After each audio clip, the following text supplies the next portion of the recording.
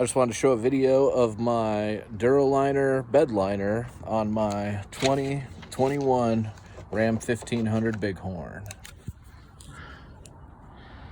I just finished installing it. Everything fits nice and snug. Took me about 15 minutes. I had my Torx already set up, ready to go. If you look down the sides here, everything snapped together well. Top snaps in well. Everything looks great. Once this bed liner heats up, or the rubber floor heats up, I'm sure it'll sit flat, but it already sits pretty doggone flat. Overall, ease of installation, super easy. Couldn't have done it any easier. But it looks great.